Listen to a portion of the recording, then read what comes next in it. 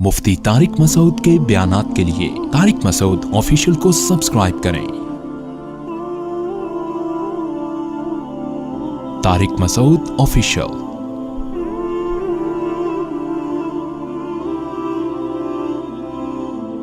फ़असौ रसूल रब्बिहिम फ़अख़ज़हुम अख़ज़तन राबिया इन्ना लम्मा तग़ल माउ हमलनाकुम फ़िल जारिया लिनजअलहा लकुम तज़किरतन व तअियहा उज़ुनुन वाइया।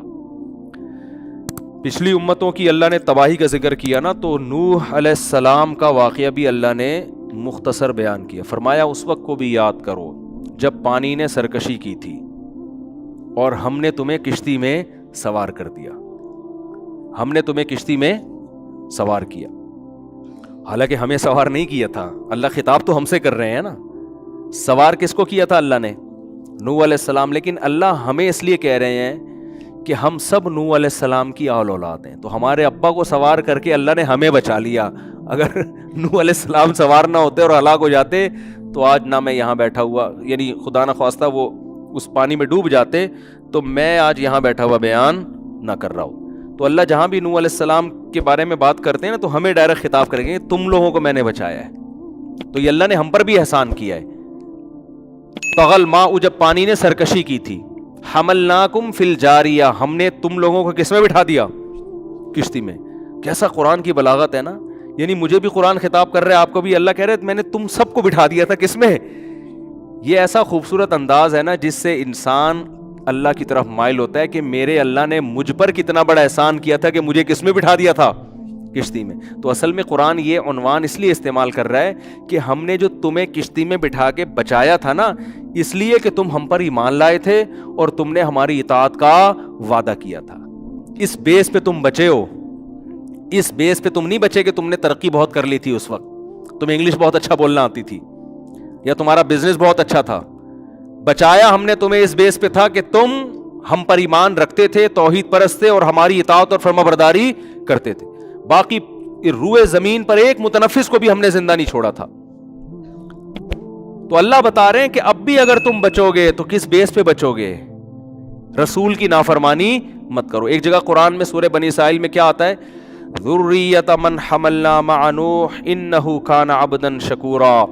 ऐ वो लोगों जिनको हमने नूह के साथ कश्ती में सवार किया, ऐ उनकी औलादो, इन्नहु काना अब्दन शकूरा, जो नूह थे ना वो अल्लाह के बंदे थे और शुक्रगुजार थे वो।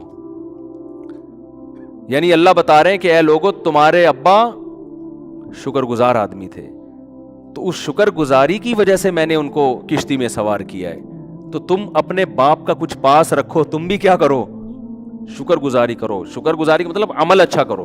तो यहां भी अल्लाह ने, तो नूह अलैहिस्सलातु वस्सलाम के दौर में जब पानी आया है, अच्छा कुरान के आगे अल्फाज देखें कि हमल्लाकुम फिल जारिया लिनजअलहा लकुम तज़किरतन, ताकि इस वाक़े को हम तुम्हारे लिए नसीहत बना दें, व तअियहा उज़ुनुन वाइया, और महफूज करने वाले कान इसको महफूज कर लें। आज बहुत से लोग इन वाक़यात का भी इनकार करते हैं। इस वक्त यहूदी भी इस वाक़े को दुरुस्त मानते हैं, ईसाई भी इस वाक़े को दुरुस्त मानते हैं और मुसलमान भी। और ये वो वाक़यात हैं जो कानों से सुने हुए तवातुर के साथ चले आ रहे हैं, क्योंकि दुनिया में इतने बड़े बड़े वाक़यात छुपते नहीं हैं, इतने बड़े बड़े वाक़यात छुपते नहीं हैं। तो ये एक ऐसा वाक़या है कि हालांकि तीनों मज़ाहिब की आपस में दुश्मनी है, इस्लाम, यहूदी और ईसाइयत, मगर तीनों इसको दुरुस्त मानते हैं। और सिर्फ किताबों की हद तक नहीं, सदियों से ये वाक़या, जैसे आज कोई कहे ना वर्ल्ड ट्रेड सेंटर कोई वाक़या हुआ ही नहीं था, तो लोग कहेंगे यार हम तो सबसे एक दूसरे से सुनते चले आ रहे हैं। इसको कह रहे हैं खबर मुतवातिर।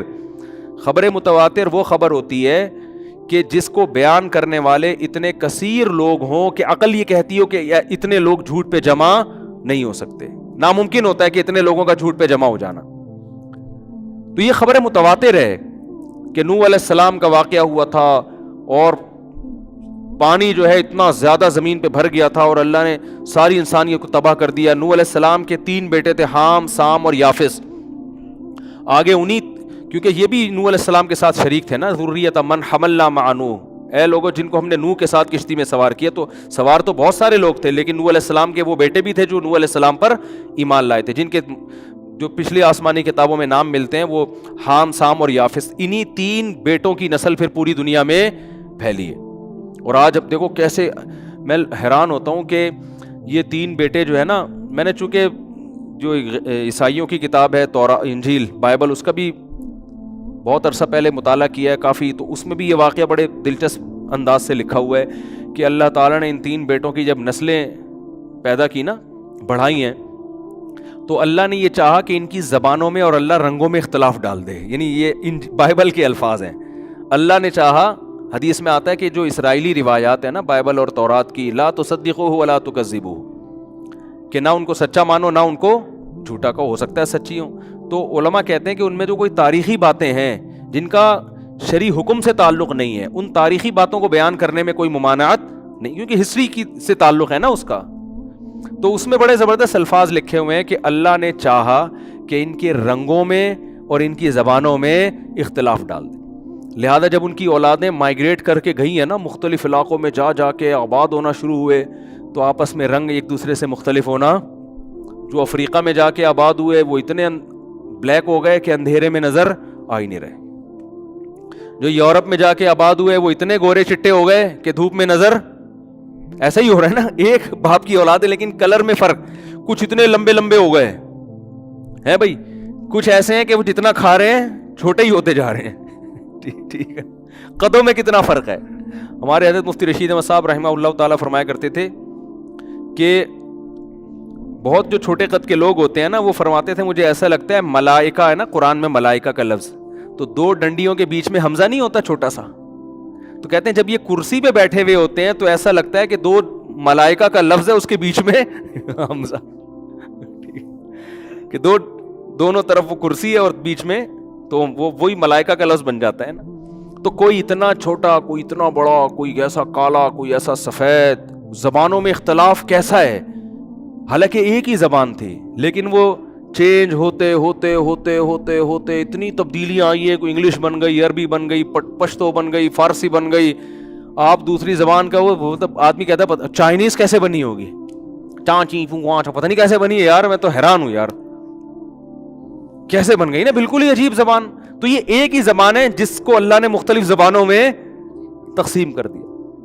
تو اللہ ان تمام لوگوں سے خطاب کر کے کہتے ہیں کہ چاہے وہ چائنا والے ہوں، چاہے وہ جاپان والے ہوں، چاہے وہ انگریزی بول رہے ہوں، چاہے وہ پشتو بول رہے ہوں، اردو بول رہے ہوں، اللہ فرماتے ہیں یہ سب کس کی اولاد ہیں؟ نوح کی اور ان کے 3 بیٹوں کی. اور تم وہ لوگ ہو کہ پوری انسانیت کو تباہ کر کے میں نے تم تینوں کو بچایا تھا، تمہارے تینوں کے ابا. اب ہم میں سے کچھ کزن ہیں، ہو سکتا ہے کوئی حام کی اولاد ہو، کوئی یا سام کی اور کوئی یافس کی. وہ آپ کو یاد ہے ایک شیعہ ذاکر تھے، انہوں نے زبردست تقریر کی کہ وہ ایک کراچی گیا تو وہ ایک بیٹی کا نام ملیشیا تھا، تو ایک بیٹی کا نام وہ پھر ملیشیا بن گیا، تو پھر وہ ایسے ہی تھی، وہ اس کی کوئی کسی اسرائیلی کتاب میں وہ لکھا ہوا نہیں ہے. تو اللہ فرماتے ہیں کہ ہم نے تمہیں بچایا کس بیس پہ؟ شکر گزاری کی بیس پہ. تو کس قدر قرآن نصیحتیں کر رہا ہے، وَتَعِيَهَا أُذُنُ وَاعِيَةٌ، تو تاکہ اس کو سننے والے کان محفوظ کر لیں. بس آخری آیت پڑھ کے میں بیان ختم کرتا ہوں. اللہ فرماتے ہیں، انسان کہتا ہے نا کہ بھائی وہ تو ٹھیک ہے، جو واقعہ ہونا تھا ہو گیا، اب تو نہیں کوئی ایسا سیلاب آ رہا نا، اب ہم کیوں اللہ کی فرما برداری کریں، اب ہم کیوں نظر کی حفاظت کریں، اب ہم کیوں نماز پڑھیں، اب ہم کیوں اللہ کی مان کے چلیں، اب ہم کیوں پیغمبروں کو فالو کریں، اب تھوڑی کوئی سیلاب آ رہا ہے، وہ آ گیا ونس اپون اے ٹائم. اللہ فرماتے ہیں اب سیلاب نہیں آئے گا. فَإِذَا نُفِخَ فِي الصُّورِ، اب ایک سور پھونکا جائے گا، ایک سور نفخۃ واحدہ، صرف ایک ہوگا وہ. اب ایسے نہیں آئے گا کہ یہاں سے سیلاب، وہاں سے طوفان، یہاں سے، حجت اللہ کی بندوں پہ تمام ہو چکی ہے. فَإِذَا نُفِخَ فِي الصُّورِ نَفْخَةٌ وَاحِدَةٌ، فرمایا کہ بس اب اس وقت کا انتظار کرو، سور میں ایک زوردار پھونک پھونکی جائے گی. وَحُمِلَتِ الْأَرْضُ وَالْجِبَالُ، زمین اور پہاڑوں کو اٹھایا جائے گا، اس آواز کی ایسی طاقت ہوگی. فَدُّكَّتَا، ان کو کوٹ دیا جائے گا، دَكَّةً وَاحِدَةً، ایک ہی دفعہ میں. جیسے پہلی دفعہ اللہ نے پیدا کیا نا، ماں کے پیٹ میں 9 مہینے لگتے ہیں بچہ بننے میں، پھر دنیا میں آتا ہے، پھر ہوتے ہوتے 30-40 سال کے بعد جا کر انتہا کو پہنچتا ہے. تو قرآن کہتا ہے کہ جب میں دوبارہ پیدا کروں گا تو اتنا لمبا پروسیس نہیں ہوگا، بلکہ فَإِذَا هُمْ قِيَامٌ يَنظُرُونَ، ایک دوسرا سور پھونکا جائے گا. اچانک یہ سارے کے سارے ان کے ذرات جہاں جہاں دنیا میں گئے ہیں یہ جڑ کے انسان بن کے ہمارے سامنے کھڑے ہوئے ہوں گے. چند سیکنڈوں کے اندر یہ کام ہوگا. تو یہ اللہ کی قدرت ہے. اس لیے اس دنیا سے زیادہ دل لگانے کی ضرورت نہیں ہے. یہ ہم پر بھی موت آئے گی اور اس کائنات پر بھی موت آئے گی. آپ جو مرضی ترقی کر کے جہاں تک بھی پہنچ جائیں, بالآخر جیسے وہ سائنسدان جو آرم اسٹرانگ جو چاند پہ پہنچا, ٹھکانہ اس کا بھی قبر ہی ہوا بالآخر. تو یہ کائنات ترقی کرتے کرتے جہاں تک بھی پہنچے گی, اللہ یہ بتا دے گا کہ یہ ہے مسافر خانہ, یہ دل لگانے کی جگہ نہیں ہے. چھوٹے چھوٹے سیلاب آتے رہے ہیں نا, تو اب بڑی قیامت آئے گی اور یہ زمین آسمان کو میں توڑ کے بالکل برابر کر دوں گا. فَيَذَرُهَا قَاعًا صَفْصَفًا, قرآن کہتا ہے چٹیل میدان بنا دوں گا میں. آپ پہاڑوں کی طرف جاؤ نا کبھی, جب آپ اسلام آباد سے آگے جاتے ہیں نا تو پہاڑوں کا سلسلہ شروع ہوتا ہے. پھر ایسے پہاڑ کے ہر اگلا پہاڑ پچھلے پہاڑ سے اونچا ہی ہوتا ہے. آدمی کہتا ہے یہ کب جا کے ختم ہوگا. گلگت کی طرف جائیں, کوہستان کی طرف جائیں, ایک پہاڑ کے اوپر دوسرا پہاڑ, پھر اس کے اوپر تیسرا پہاڑ. میں 10-12 سال پرانی بات ہے, داریل گاؤں جس کے میں نے ولاگ نہیں بنایا تھا, وہاں سے ہم گلگت کی طرف جا رہے تھے. بہت اونچے اونچے پہاڑ ہیں, یعنی بائی روڈ جا رہے تھے. تو پہاڑ پہ پہاڑ, پہاڑ پہ پہاڑ. میں نے ان سے کہا یار یہ کیا ہے, یہ ایسے ڈرونے نا, اور رات کا وقت تھا, سردی بھی تھی ٹھیک ٹھاک. آگے مجھے ایک نظر آیا بادل. میں نے کہا یار یہ کالی گھٹا آ رہی ہے نا, اتنا اونچا بادل نظر آیا. وہ جب ہم نے تھوڑی روشنی ماری تو پتا چلا یہ بھی پہاڑ ہے, یہ بادل نہیں ہے. وہ ننگا پربت کی پہاڑیاں ہیں, وہ سلسلہ وہاں سے شروع ہوتا. اتنے اونچے اونچے پہاڑ. تو قرآن کہہ رہا ہے یہ جو اتنے وزنی پہاڑ زمین پہ, اچھا پہاڑ جو ہے نا جتنا زمین سے اوپر ہوتا ہے اتنی ہی اس سے زیادہ زمین کے اندر ہوتا ہے. یہ اس کی جڑیں ہوتی ہیں باقاعدہ, اس سے زیادہ زمین کے اندر ہوتا ہے. جو قرآن نے کہا نا کیل کی طرح گاڑ دیا ہے, تو کیل کا اوپر حصہ کم ہوتا ہے, اندر حصہ زیادہ ہوتا ہے. تو ایسے اللہ نے کیلوں کی طرح گاڑا ہوا ہے ان کو. تو اتنے اونچے اونچے اونچے اونچے پہاڑ ایسے ڈرونے کھانے والے نہیں ہوتے. تو قرآن کیا کہہ رہا ہے, ایک زوردار آواز ہوگی اور یہ سارے. تو سوچو وہ پاور کتنی, آواز سے کسی چیز کو توڑنا پھوڑنا آسان. آپ جتنا زور سے چیخیں, آپ جتنا گلا پھاڑ کے بات کریں, شیشہ نہیں ٹوٹے گا اس سے. آپ جائیں نا کسی شیشے کے پاس جا کے ہاں ہو کرتے رہے, معمولی سا کانچ بھی نہیں ٹوٹے گا, آپ کا گلا پھٹ جائے گا. ٹھیک ہے نا. بیوی پریشان ہو جائے گی, کیا ہو رہا ہے بھائی تجھے, چیزیں نہیں ٹوٹیں گی. آپ کی بیگم بھی چیختی ہوں گی, کبھی ٹوٹا کچھ؟ سبھی چیختے ہیں آج کل, مرد بھی چیختے ہیں, عورتیں بھی چیختی ہیں, بچے بھی چیختے ہیں. گھروں میں ماحول ہی ماشاءاللہ یہی چل رہا ہے, چیخو پکار کا. برداشت تو مارکیٹ سے کیا ہو گئی ہے, شارٹ ہو گئی ہے. تو لیکن اٹھا کے توڑنا پڑتا ہے غصے میں. ایسا نہیں ہوتا کہ آپ کے چیخنے سے گلاس خود ہی غصے میں ٹوٹ گیا, ابے یار یہ کیا ہو گیا, تو بہت غصہ آ رہا ہے آج, تو صاحب کو بہت زیادہ غصہ آ رہا ہے. لیکن آپ اس فرشتے کی طاقت اور پاور کو سوچیں کہ جو آواز لگائے گا. ہم پڑھتے ہیں نا کہ فرشتے نے آواز ماری اور قوم عاد قوم سمود کے کلیجے پھٹ گئے. تو اللہ کہتے ہیں یہ تو ایک قوم کے کلیجے پھٹے ہیں. ایسی زوردار فرشتے کی آواز ہوگی کہ یہ اتنے بڑے بڑے ماؤنٹ ایورسٹ کی پہاڑیاں, کیٹو کی پہاڑیاں ایسے دھماکے سے پھٹیں گی یہ. اور فَيَذَرُهَا قَاعًا صَفْصَفًا لَا تَرَىٰ فِيهَا عِوَجًا وَلَا أَمْتًا. ایسے زمین کو اللہ ہموار کر کے چٹیل بنا دے گا, اتنی بڑی تباہی آئے گی. تو اللہ کی قدرت تو بھائی ابھی ہم نے دیکھی ہے نہیں. تو اللہ کہتا ہے یہ اتنی زیادہ فری کرانے کی چیز نہیں ہے دنیا, جتنا تم نے, ہم لوگوں نے بہت زیادہ لفٹ کرایا ہوا ہے دنیا کو. دیکھو جب کوئی آدمی آئے جس کی ویلیو زیادہ نہ ہو اور کوئی بہت بڑا آفیسر اس کو لے کے اپنے ساتھ گھومنا شروع کر دے. مثال کو کوئی بلڈر آیا, اور وہ بلڈر کیا ہے, آپ خود بہت بڑے بلڈر تھے, بڑے بڑے پروجیکٹ چل رہے ہیں, ابھی بینک پلازا آپ نے بنایا, اور جناب وہ اسلام آباد میں بڑی بڑی بلڈنگیں آپ بنا رہے ہو. اتنے میں ایک شخص آیا جو چھوٹے چھوٹے مکان بناتا ہے, ٹھیک ہے نا, وہ بھی بلڈر ہے ظاہر ہے بیچارہ, وہ 2 کمروں کے پروجیکٹ لیتا ہے اور 10 سال میں وہ بناتا ہے بیچارہ. اور بڑا بلڈر آیا, اس چھوٹے بلڈر, اس کو نہیں پتا یہ بلڈر چھوٹا ہے, اس کو بڑا پروٹوکول ہے, سر آپ مجھے بھی مشورہ دیجیے, سر آپ بتائیے چائے پیئیں گے کیا پیئیں گے, بیٹھے گے. وہ سمجھ رہا ہے کہ یہ بہت بڑی فلم ہے. تو لوگ کہیں گے بھائی تو اس کو کچھ ضرورت سے زیادہ ہی لفٹ کرا رہا ہے, یہ اتنا لفٹ کے قابل, بولتے ہیں نا ایسے موقع پہ, ابے بھائی تو کیوں اس کے پھلترو کی طرح چپکایا ہوا تو نے اس کو اتنا. ٹھیک ہے چائے پی لو, مسلمان ہے, انسان ہے, اتنی بڑی فلم نہیں ہے جتنی آپ اس کو سمجھ رہے ہو. ہم ہر موقع پہ یہ الفاظ استعمال کرتے ہیں, بھائی تو اتنا کیوں اس کو. ہمارے ایک جاننے والے تھے, انہوں نے ایک دوست کو اپنے ساتھ چپکا لیا, گھر بھی لے کر آ رہے ہیں, چائے بھی پلا رہے ہیں. ان کے گھر والے بیزار ہو گئے, یار تو جب بھی آتا ہے پھلترو کی طرح اس کو لے کر آتا ہے گھر میں, اور سب گھر والے ریزرو ہو جاتے تھے نا یہ کہ جی ان کے گیسٹ بیٹھے ہوئے.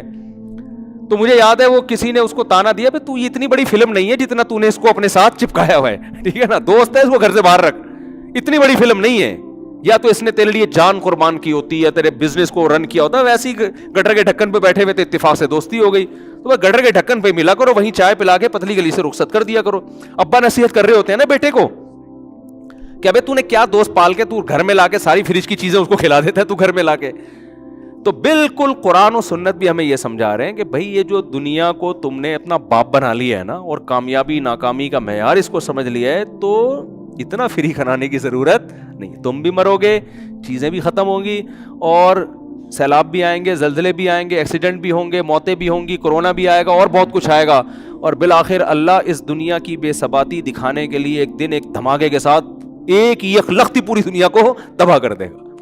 بالکل ساری انسان کی جو آسمانوں کی بلندیوں پر پہنچی ہوئی ترقی وہ دھڑام سے ایک دھماکے کے ساتھ نیچے آ کے ختم ہوگی. جیسے ورلڈ ٹریڈ سینٹر گر گیا تھا نا, اسی طرح پوری زمین کو اللہ ہلاک کر دے گا. تو اصل بار بار قرآن بتانا چاہ رہے اصل کیا ہے, آخرت. تو مرنے سے پہلے یہ سمجھ میں آ جائے عقل مندی کی بات ہے. نہیں سمجھ میں آ رہا تو مرنے کے بعد سمجھ میں تو آئے گا مگر فائدہ نہیں ہوگا. ایک بوڑھے آدمی کو کسی نے, ان کو خشک میوہ کھانے کا بہت شوق تھا نا, خشک میوہ کھانے کا بہت شوق تھا, لیکن پیسے نہیں تھے, بیچارہ غریب آدمی تھا.